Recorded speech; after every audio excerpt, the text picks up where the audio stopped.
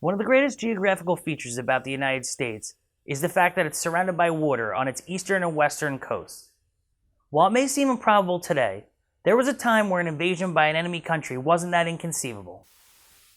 During the height of World War II, the United States took precautions to safeguard its ports. One of these safeguards can still be seen today in Monmouth County, New Jersey. I took a trip out to see the remnants of this defense system and the surrounding area.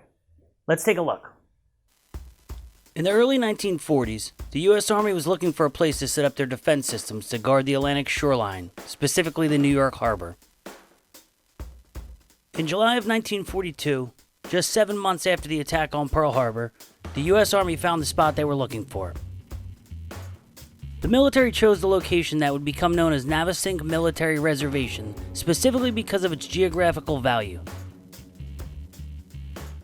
It represented the highest elevation along the eastern coast from Maine to Florida, and its proximity to Sandy Hook and New York Harbor made it an obvious choice. The Army acquired nearly 250 acres in the area known as the Navesink Highlands. Today the land is in Hartshorn Woods Park, part of the Monmouth County Park System. Now that the ideal location for the defense zone was chosen, what would happen next? Well, they would install gigantic guns, that's what. First, they had to build 2 battery casemates to protect the weaponry and the soldiers needed to operate it. These 2 casemates, located 500 feet apart and designed by the Army Corps of Engineers, were built to withstand bombs that weighed up to a ton. This reinforced defense was named Battery Lewis after U.S. Army Colonel Isaac Lewis, the inventor of the Lewis machine gun.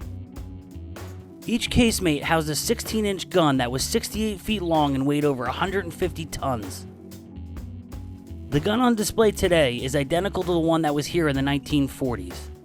This one was donated by the U.S. Navy and was originally mounted on the USS New Jersey, which saw action in World War II, Korea, and Vietnam.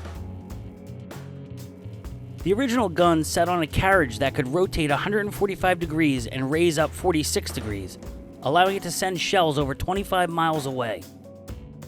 This gave the battery a potential coverage zone from Point Pleasant Beach, New Jersey, to the east end of Long Beach, New York. Besides the huge gun, there are plenty of remnants around the casemates still intact. These iron clasps helped hold the gun in place should it be fired. Today, all the access doors are locked up and closed to the public. This gate guards the tunnel between the 2 casemates and the area where ammo would be stored.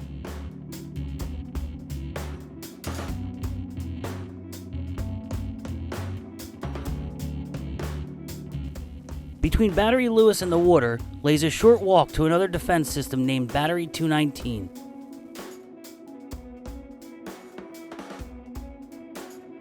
Surrounded by the Navesink and Shrewsbury rivers and overlooking the Atlantic Ocean on a spot called Rocky Point, Battery 219 featured 2 6-inch guns mounted on carriages. These circles represent the exact spots where the guns stood. These guns were 25 feet long and could fire shells nearly 15 miles. In between the 2 guns, Battery 219 featured a central power plant and magazine.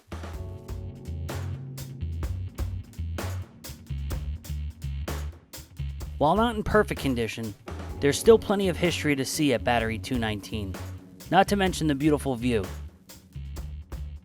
Overlooking the town of Seabright, this elevation provides more than just a military advantage. Battery Lewis and Battery 219 were deactivated after World War II in 1948 when advancements made this type of coastal artillery obsolete. In 1974, the military gave the land back to Monmouth County for the park, and in 2015, the land known as the Navesink Military Historic District would join the National Register of Historic Places. Not far from the park is another national landmark known as the Navesink Twin Lights, or just the Twin Lights Lighthouse. Joining the list of National Historic Landmarks in 2006, these lights helped guide ships into Sandy Hook Bay and New York Harbor in one form or another for over 100 years before finally being shut off for good in 1952. An original lighthouse stood here as early as 1828, but the one currently residing in the Navesink Highlands was built in 1862. The lighthouse also overlooks Route 36, connecting Seabright and the Highlands, and in between is the former residence of the lighthouse caretaker. Sitting well over 200 feet above sea level, visitors can get to the top of the North Tower by traversing a narrow spiral staircase. Once on the observation deck, tourists are treated to a bird's eye view of Sandy Hook and New York City. Before heading home on this Saturday, we decided to take a short drive along the water and ended up at this 9/11 memorial at Leonardo Marina, now in the Atlantic Highlands section of Middletown. This spot represents a perfect crossroads between past and present. With a clear view of Manhattan, it's just another example of the hidden treasures you'll see all over the Garden State.